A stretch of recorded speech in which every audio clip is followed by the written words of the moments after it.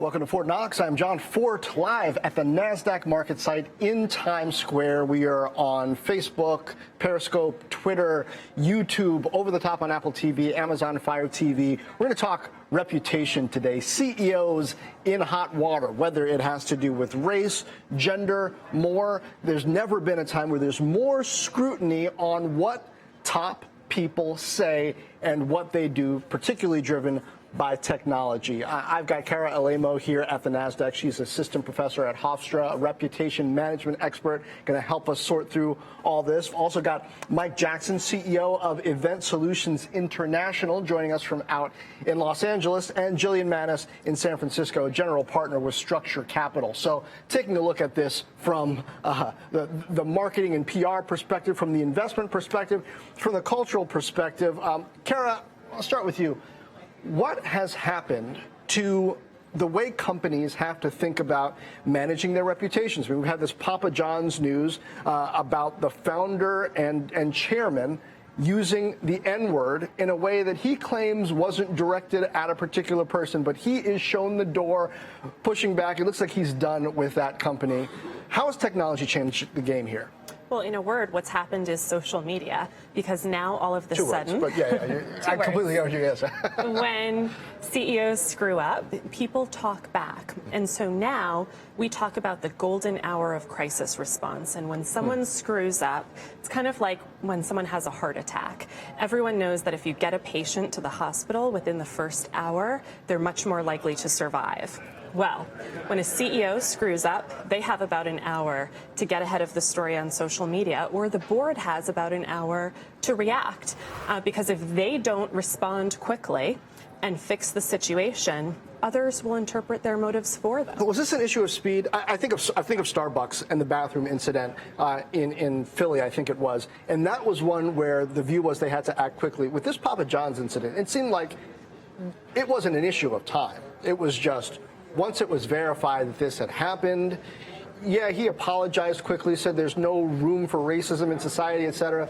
Didn't matter. Was it because this was seen by some people as a second offense? Is it because, for some reason, society reacts more quickly, or at least boards of directors fear that we're acting more quickly against a company's reputation? I think it's an issue of speed, and it's an issue of severity. And I think it's really important for organizations to make clear when someone screws up that it's not what the organization stands for. So if you look at Fox News, look at how long it took them to fire Bill O'Reilly. When they finally got around to it, everyone thought that Fox actually condoned his behavior and only got rid of him because they were hemorrhaging advertisers and because they couldn't afford to keep him anymore. Whereas if they'd fired him immediately, it would have been clear that you can't get away with this kind of behavior at Fox News. Mike, I wonder your take on this. You've worked across multiple industries. You see this time and how it differs from maybe 10 years ago in the ways that companies need to respond and manage their reputations. What do you make of what's happened with Papa John's and others? Well, it's really interesting because when I started, my career in corporate America, you were kind of, given a mentor, and the mentor gave you kind of very, very simple advice, right?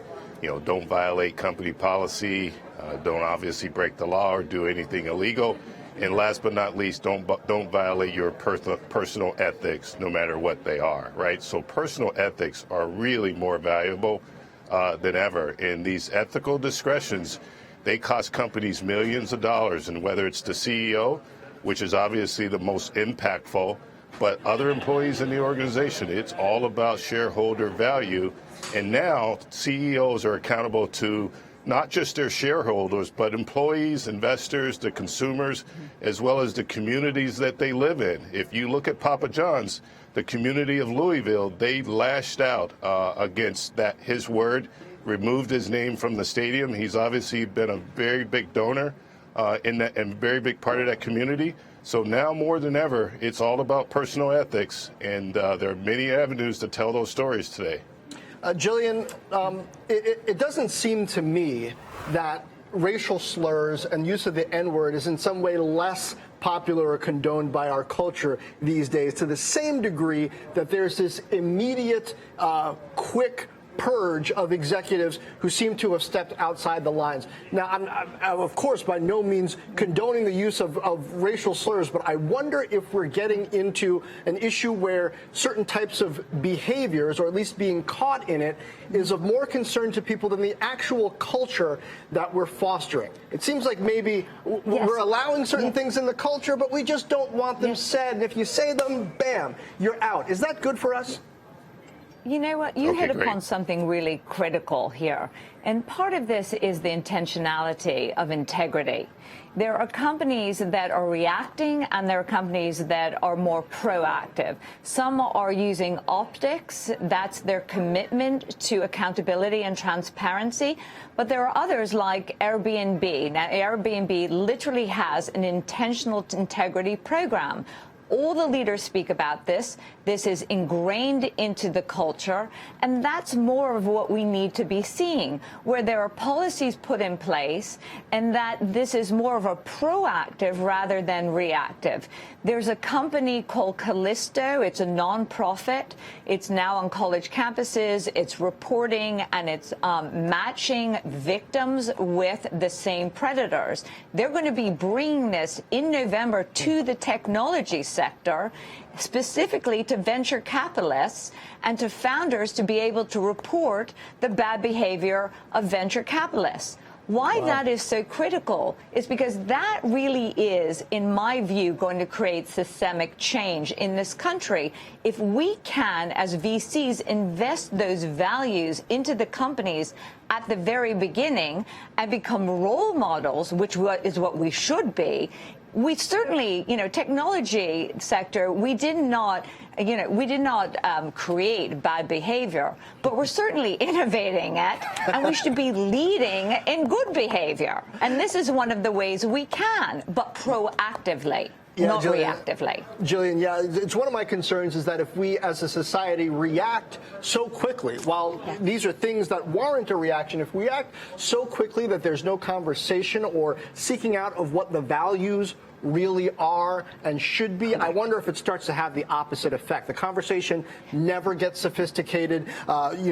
People never are forced to look at themselves as kind of like, well, dealt with that. No N-word. Yes.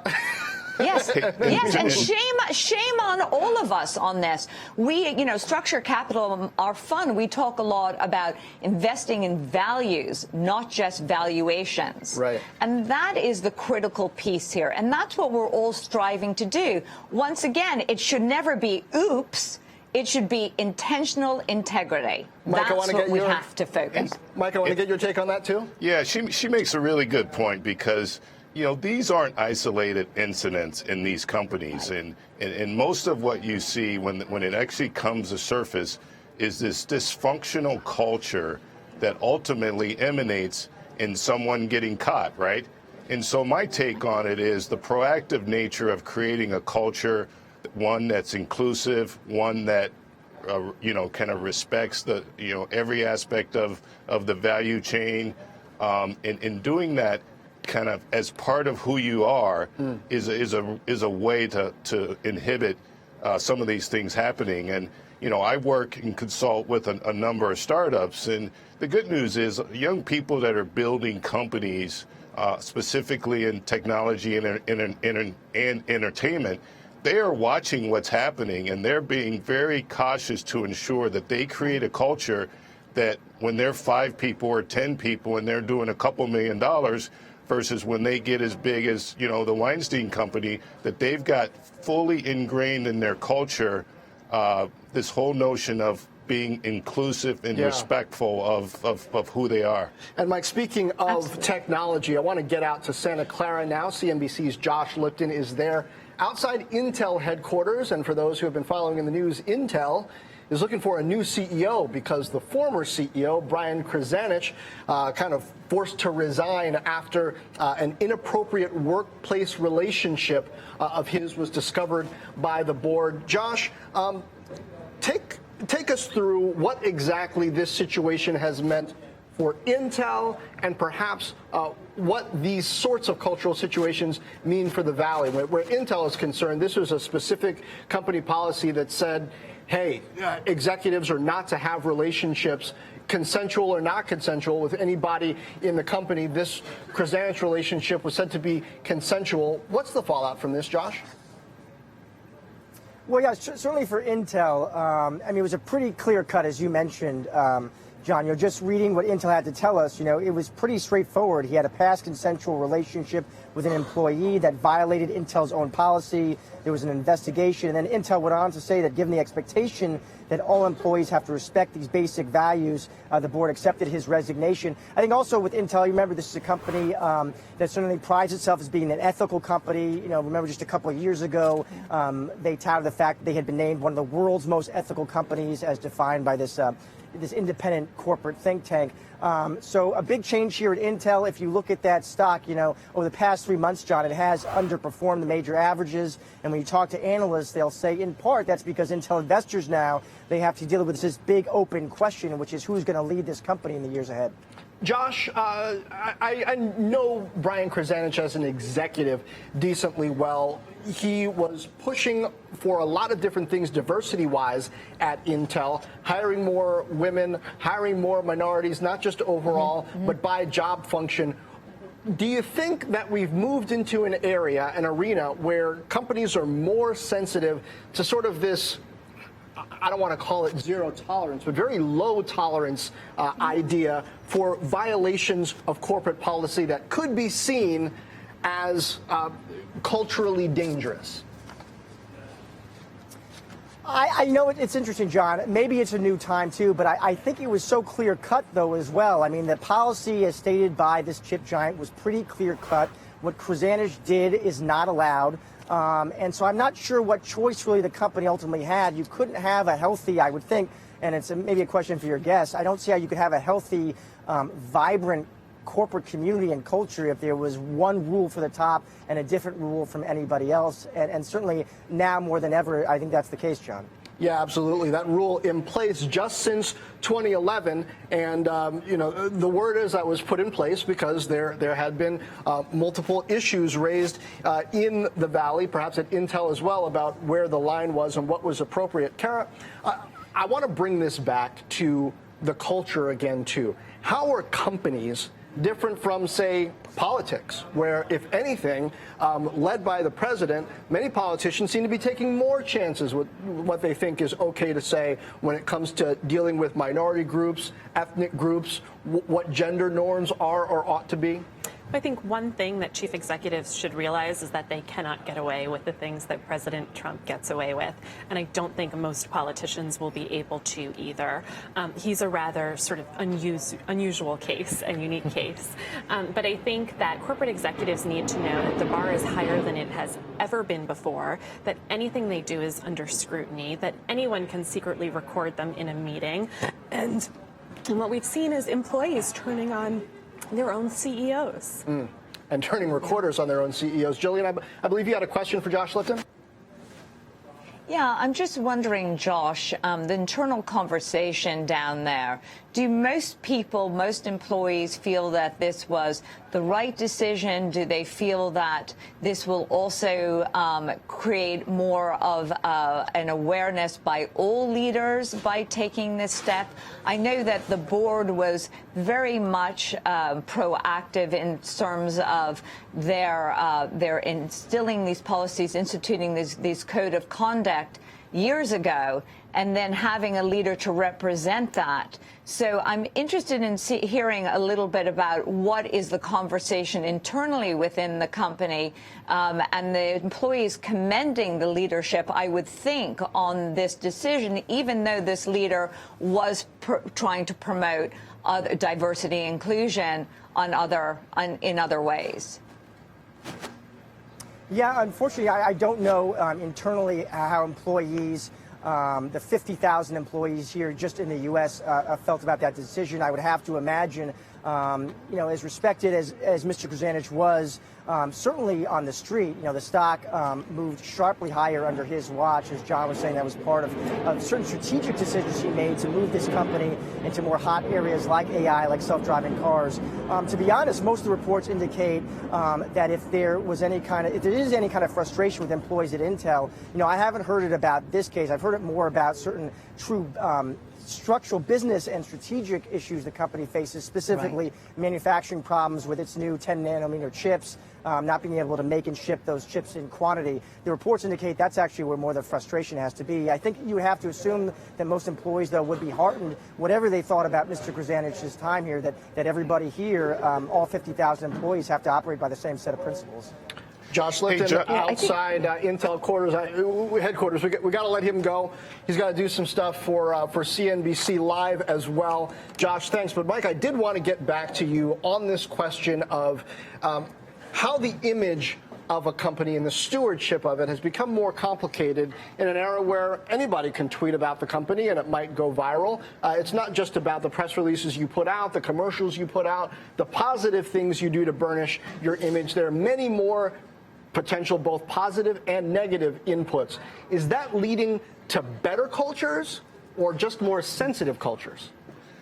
Well, the most successful corporations, and I'll go back to the Intel example.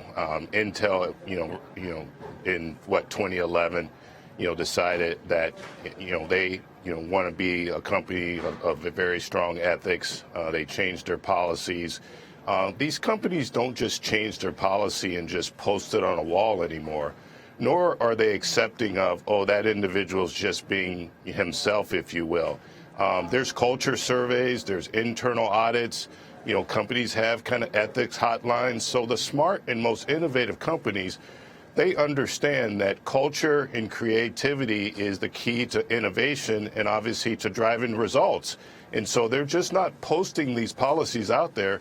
They're literally following up and putting tools in place to allow employees to give feedback every aspect along the management chain. So recognizing that culture and innovation will drive the bottom line, and then being absolutely vigilant in taking action in the case of Intel at the top with the CEO.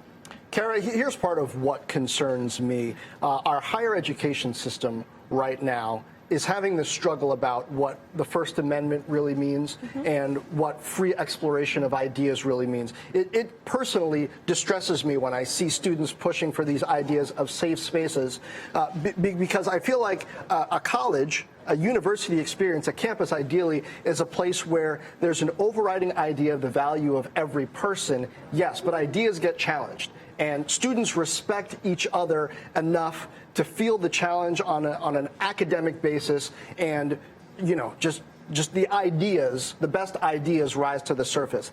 I fear that we're moving against that. And then I wonder, with these efforts in culture and corporations, are we going to move more toward that model of mutual respect, exploration of ideas, while fostering this idea of community? Or are we going to end up with these cultures of fear, where people just don't want to recognize difference and are just trying to cover their butts and not get in trouble with HR? Well, I teach at Hofstra University, which actually hosted the first presidential debate in our last election. And I love being able to debate with my students. And there's sort of a very vibrant culture of respect for other people's ideas, but sort of an ability to voice opinions on all sides of the spectrum on our campus, which is what I appreciate. I think that there's a difference, though, when you're a corporate CEO and you're representing a brand. And when you're representing a brand, people assume that your personal opinions are those of the brand. And that's where things get a little bit tricky, because I think that CEOs have to be held to a standard where they're accountable for their behavior, and they can't go around espousing hateful beliefs. Oh, sure. Yes, absolutely.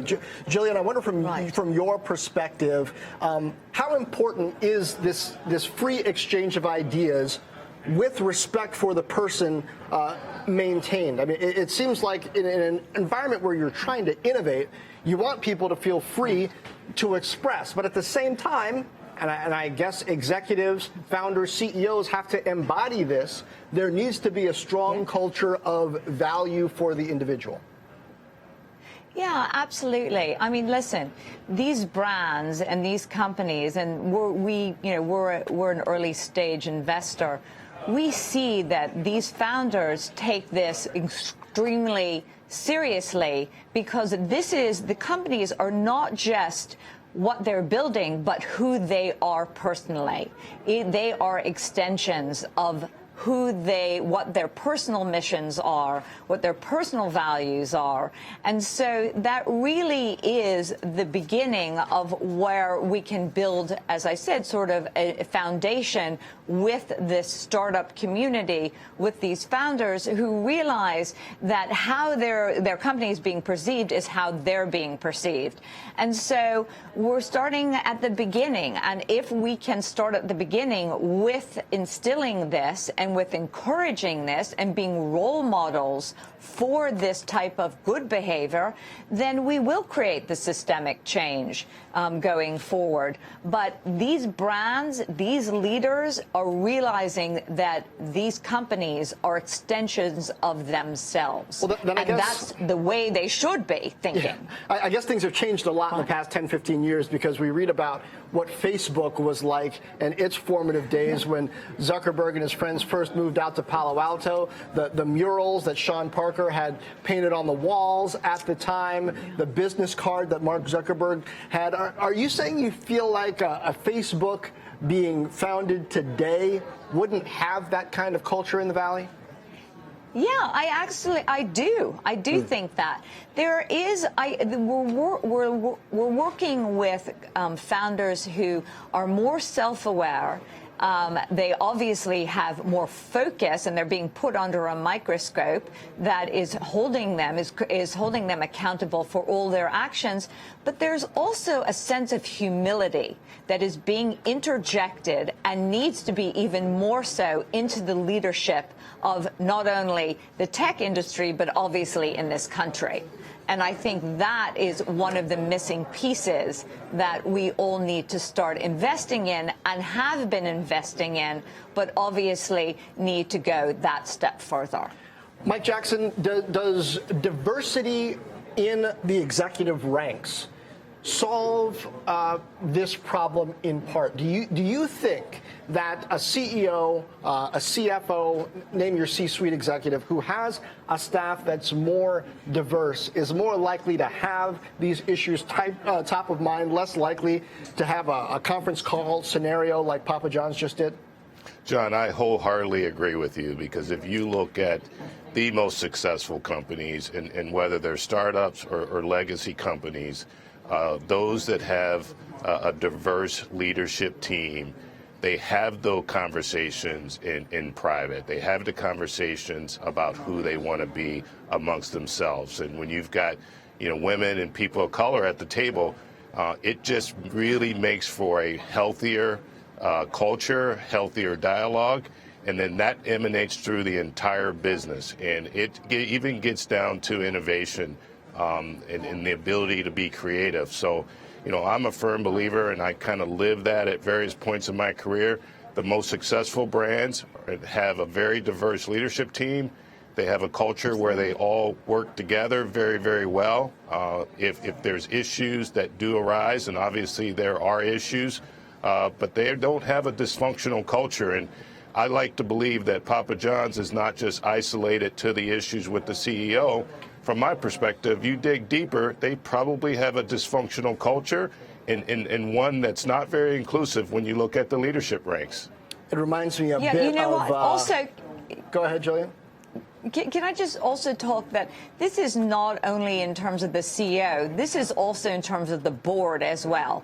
I mean, I believe that these values are trickled down from the board level as much as the CEO and all the way through. And so I think that diversity also has to begin in the boardroom and then at the C-suite, and then the management, and all the way down, top down, top down, and bottom up. And that's really where we are going to get this comprehensive change. Diversity is critical. It's critical because it represents the country, it represents the users, it represents, you know, the revenues on one hand, so it makes business sense, but it also just makes a better, innovative, more influential company because it views and assesses problems and solutions from a variety of lenses. And I think that is critical in terms of creating a better environment to work in, but also just a better brand for us as consumers to support. Absolutely. And Jillian, that's a really good point, because oftentimes, and as we've seen with, you know, all of these companies, the emphasis has been on the C-suite as well as, you know, the executive teams. And to your point, right, the real opportunity is to have real diversity on the board of directors of these companies to really kind of set the tone, as well as to hold individual accountable against a set of expectations. Kara, Nike's pretty diverse, both in its executive ranks and I believe at the board level, but still managed to step in it and got rid of some diverse talent in the process. What does that tell us about, I don't know, the degree to which diversity alone is a shield against these things, and how deeply companies need to look? There will always be exceptions. I do believe that diversity is a really important tool, and studies actually show, for example, that companies with more women in senior leadership positions outperform those with less women. Now, at Nike, there was absolutely still this bro culture, which you've seen at other companies like Uber. And I think that what Nike has also learned is really, that... Nike and Uber? Because I don't think of Nike that way. I mean, well, Nike and the female athletes they support, these images, the marketing they put forth, backing female athletes. It's hard for me to think that Nike could have the kind of culture that Uber did 3 years ago. Nike doesn't want you to think that, but if you listen to some of the women who've worked at Nike, it's pretty disturbing. And we saw women at Nike really sort of take the situation into their own hands when they were so fed up and felt like the company wasn't responding to them and wasn't responding to their complaints by doing a sort of rogue survey of female employees and dropping it on the chief executive's desk, wow, which I thought was pretty fabulous. And some of the stories... Just do it. Exactly. Some of the stories that have come out about that workplace environment are really shocking. And what's even more shocking is that when people try to bring these complaints to senior management, they weren't heard.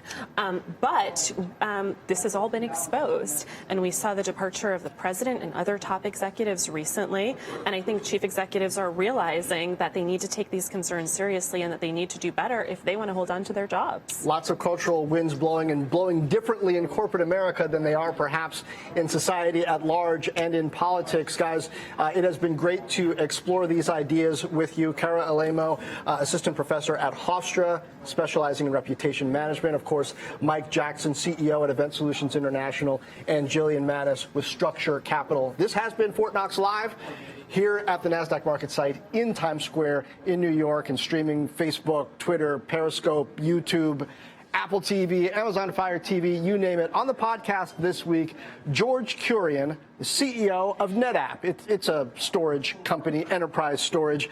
One of the most interesting things about him, his brother, his twin brother, is the president at Oracle. How do two brothers end up near the top of multi-billion-dollar technology companies? Well, find out on the podcast, forttknox.com. Thanks for joining us. See you next time.